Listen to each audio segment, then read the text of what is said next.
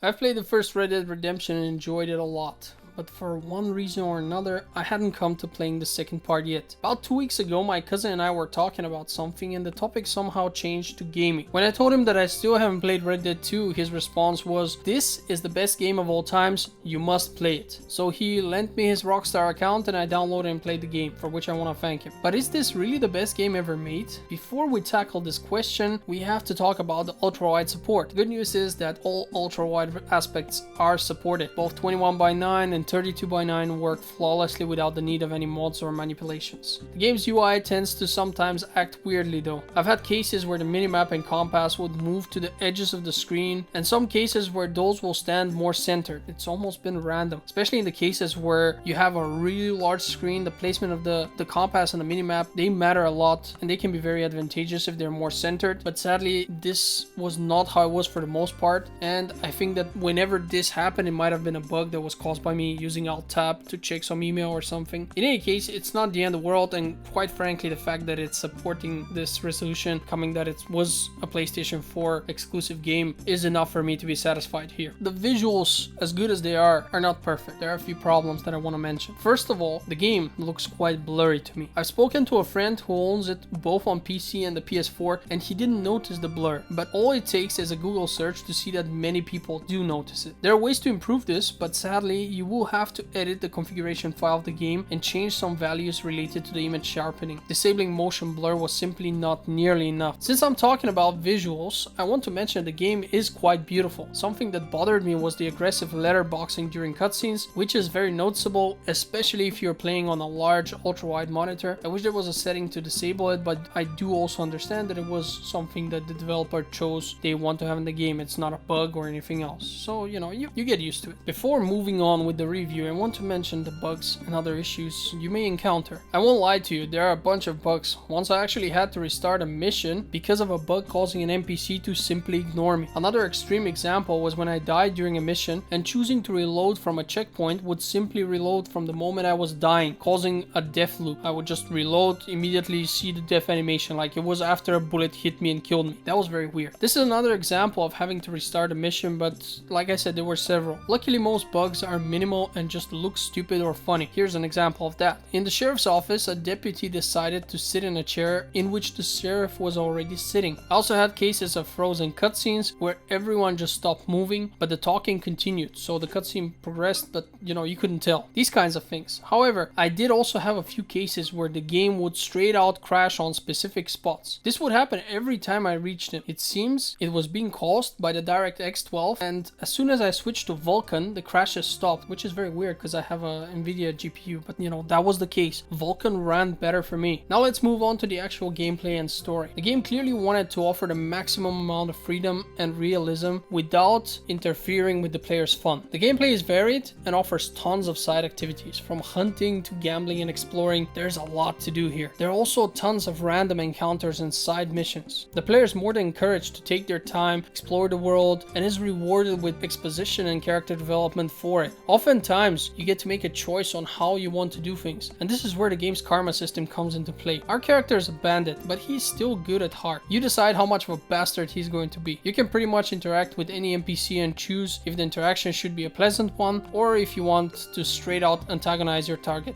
Many actions will affect your karma, which will have minor negative effects or positive effects in some cutscenes, and will determine which of the 4 endings you get once you're done with the game. I mentioned the karma system because it is both a blessing and a curse. Allow me to explain. When I play a game such as this one, I try to act as the character would. I roleplay if you want. And you can see from the story on how our protagonist develops. He's never really a bad person at heart. And as time goes on and different things happen to him, he becomes more and more caring and altruistic. While all of this is true, he's both a murderer and a bandit. So in my mind, I tried to make decisions which would reflect that. I didn't want his karma to be too low at any point because it would be out of character for him to be straight out evil. The issue with this is that the game will punish you with bad karma for many things, some of which I don't really agree with. For example, you have a random encounter in which some bandits kill innocent people. You swoop in, dispatch the bandits, and since money is very important in this game, you loot every dead body. It's imperative. Looting the bandits is perfectly fine. Looting the innocent victims gives you bad karma. I find that very stupid because those guys are already dead. They don't need their money, and I avenged them. And this gets worse because you will get punished in the same way for simply finding a corpse and checking its pockets. You don't know if that corpse is effectively a bad or a good guy, so it could have been a bandit. I mean, it's more likely for bandits to get shot than for normal people when you think about it. The issue here is that the game scares the player off by doing this. I found myself avoiding random corpses as the game went on. Why is it so bad? Well, in one case, I found the hanged man. My curiosity got the better of me. I shot down, the hanged man from the rope, and I checked his pockets. And at that point, you would expect that I'd get negative karma. But guess what? He had a treasure map on him. Normally, the game would have punished me for looting a random person. On other occasions, I have found letters and other interesting items. There are, however, many corpses which I did not loot simply because I didn't want to be punished for it. And I can't help but think that I might have missed out on something because of this. Another game mechanic which I really dislike is the autopathing. The world in the game is quite large and traveling can take time. There's a quick travel system, but it is limited. You have to be in a town and can then only travel to some other town that you have discovered. It can also be quite expensive. So for the most part, you'll be traveling on horseback. The autopathing is a good way to go and use the bathroom while doing so, but this can be an expensive pleasure. Besides the fact that you might get ambushed by bandits who could shoot you or your horse, and by the way, shooting your horse means the horse gets killed permanently, which is a really bad thing since you would have to train a new horse from scratch because they level up, or they could shoot our character, and all of these things are not good for you. But there's another problem that can happen. It seems our character is really bad at riding and will often just run into something or someone, although to be quite honest, pedestrians are idiots and they sometimes straight out jump in front of your horse. The latter of which will also get you a nice bounty and make it impossible to progress with any mission until you've lost the cops or the bounty. So autopathing can be a double-edged blade and is to be enjoyed in moderation. Another thing I really disliked was the inventory management and general item interaction in the game. In order to pick up things, you need to look at them. Sadly, there's no specific way to look. So you just stand around and look in the general direction, and whatever it is you want to pick up should get highlighted. This is bad because you could also have, let's say, a pack of cigarettes and a bottle of whiskey close to each other. If you have no more space for your whiskey, your character might not offer you to pick up the pack of cigarettes unless you jerk him around for half an hour for him to decide to target that instead of the bottle of whiskey, since the bottle is, let's say, in front. And speaking of cigarette packs, there are collectible cards from cigarettes. I only realized that each pack gives you a card by the end of the game. The reason for that being that I never smoked in the game, actually same as in real life, and my inventory was always too full with cigarettes, so I never picked up any new ones. Given the fact that you can find the cards in the wild, I assumed that they are super rare. Instead, there was a card in every pack, but you can't pick up more unless you discard the ones you have. They should have made it so you can at least check for cards in the packs that you found. I just walk up to something, I want to interact with it, and my character just says that he has too many of it, he can't pick that up, and so I move on because I see it's cigarettes. I think it's fucking cigarettes. What am I gonna do with them? They give a minuscule buff and they take some of your health away and stuff. It's really not a good reason to use them. Now let's talk about the game's realism and freedom aspects. For the most part, it's actually impressive. You can pet dogs, and that's always a plus in my book. You can also rob people at random, steal their horses, and even rob shops and other establishments. Your beard and hair grow and can be trimmed at your leisure. Your clothes get dirty and so does your horse, so you have to clean that. Gunshot wounds look realistic on the character models. There's proper gore, as a matter of fact. I always like that. Realism, all in all, is pretty good for a game. And you're gonna laugh about the next thing I say, but it confuses me even more that you can't enlist the services of any prostitute or have sex in any way in this game. It's such a strange thing to admit. Another thing I found strange was how toned down the racism was in the game. For the most part, there barely is any of it. And I mean, it's the time period. It would have added to the reality of it, I don't know how to explain it. It just feels like it's missing. Part of the story takes place in the southern states of a young America. You almost never encounter any racism, and when you do, it's almost always portrayed in a comical way, more like a joke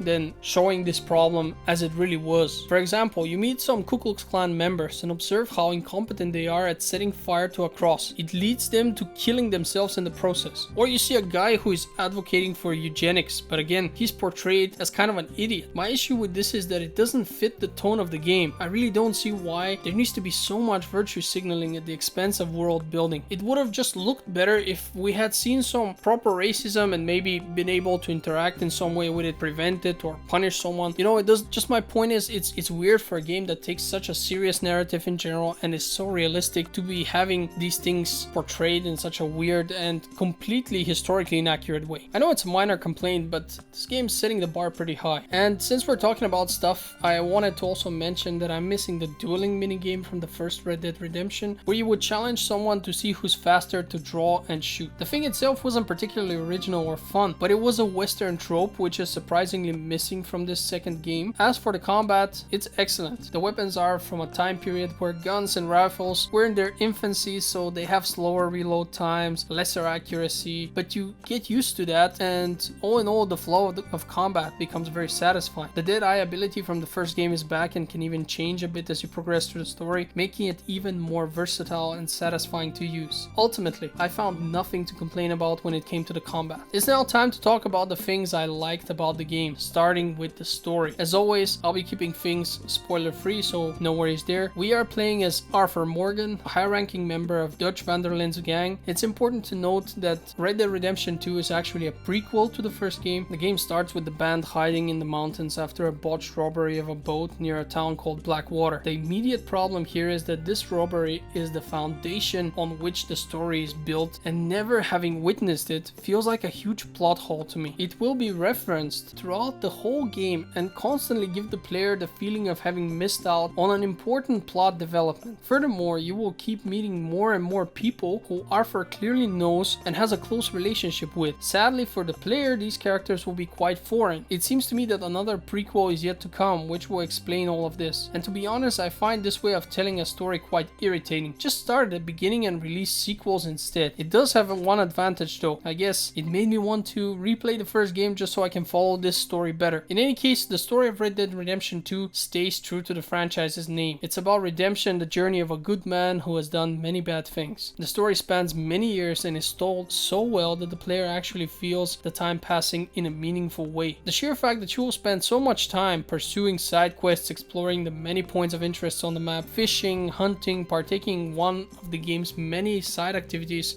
this all will stretch your playthrough massively. It took me 2 weeks to finish the game, and for the most part I was playing every day, all day. The game's world and story captivated me. The funny thing is that I had nowhere near exhausted everything it had to offer. I went to YouTube and started looking at the tons of Easter eggs I had missed, the tons of other interesting quests and NPCs, as well as hidden conversations. Truly, this is the game with the most attention to detail produced by Rockstar to date, and it offers far more than any of their previous titles, even more than all of them together, as a matter of fact, I suspect. The best part is that you can investigate and figure things out from the environment. Many subplots are only hinted on, but can be understood well through exploration. It's a very rewarding experience and tons of fun, and please don't mistake it with something like Dark Souls, where the only plot is told to you through very tediously going through all the item descriptions and stuff. So these two things are not to be compared. If it had been like that, I would have not liked. But here we have a great story told in an excellent way, and then we have side plots, some of which told very obviously and some of which require a bit of investigation, but all of them actually make sense for the most part. The game world feels alive and is full both with NPCs and animals. For the most part, the long traveling times are not even an issue, simply due to the many random encounters. The character development in this game might be the best I've seen so far, and I'm not one to give such compliments out of pure courtesy. You grow attached to NPCs, you grow to hate others, and as the story progresses, you are engulfed by it. There were moments of true suspense and shock as bad things happened one after another, and you feel how your character is torn between doing what is right and doing what is expected of him. All of this culminating with a few powerful emotional moments, which will make even the toughest of men cry. Rarely will we witness a story this well built and written, and I have to take my hat off to Rockstar for it. We know for a fact that Arthur Morgan was actually designed late and added to the story specifically for this game, since he's never mentioned anywhere in the first one. Initially, this made me worry. I assumed that Arthur would be some kind of a sidekick, someone who was there but never really important enough. Luckily, I was wrong. While this does create a certain dissonance between both games, it still works to the story's benefit. Arthur is not only important to this game, his shadowy influence is felt during the later developments of the first one as well. In many ways, he ends up shaping John Marston, the protagonist of the first Red Dead Redemption, into the man he is. Not only that, but Arthur is also an influence to the life of John's son, Jack. I would be remiss if I didn't mention the excellent voice acting of all the characters. Those actors are the cherry on top of the cake, adding so much credibility and emotional depth to the game's otherwise phenomenal story. If you watched my reviews in the past, you will know that to me, the story is king. A good story can elevate any game from mediocrity even if the gameplay is bad. Here we have a classic example of great gameplay paired with a phenomenal story. I understand why my cousin has such a high opinion of this game. In the end, even though the game has quite a few things about which I'm complaining in this specific review, the good surpasses the bad to such an extent that the player ends up forgetting about it altogether. If I was not keeping notes as I always do, I would have forgotten about all the negative things which I ended up encountering while I was playing the game. Make no mistake, Red Dead Redemption is not a perfect game, but it is indubitably a masterpiece. Is it truly the best game ever made though, as my cousin calls it? Normally I'd be quick to dismiss such a claim, but to be honest, at this point I'm not so sure anymore. And that speaks for itself. With all that having been said, I will take a moment to mention the multiplayer. You can create a character online and level him up while doing various missions. The thing is, the online mode simply pales when compared to the single player. The missions are almost always exclusively bounties, which require you to arrest someone and bring him to the sheriff. There might be an additional requirement such as get him alive, or in some cases you can just shoot the guy if you want, and there is a bit of a bonus if you do it quickly, etc. But all of this just really isn't that enticing once you've done it a few times. One evening I met a few Germans in a suite and we ended up playing poker for 3 hours. It's quite entertaining and we were talking, having fun, but nothing that can keep my attention for too long. And when you think about it, I'm sitting here playing Red Dead Redemption with a few guys from all over the world, and what are we doing? We're playing poker all night. So in conclusion, should you play Red Dead Redemption 2? Yes, you definitely should. It's the kind of game that will give you so much bang for your buck that as a player you owe it to yourself to experience it. Even with its faults, this is without a doubt one of the best games I have ever played, and I'm sure it will be the same for most people. I can definitely recommend it. Now that I've reached the end of this review, I would normally direct your attention to the link towards my Patreon account located in the description of this video. Normally I'd tell you how I publish links to free games over there, and it's always worth a look, but this time I won't do that. So instead of it, I'll just thank you for watching my review and wish you a great day.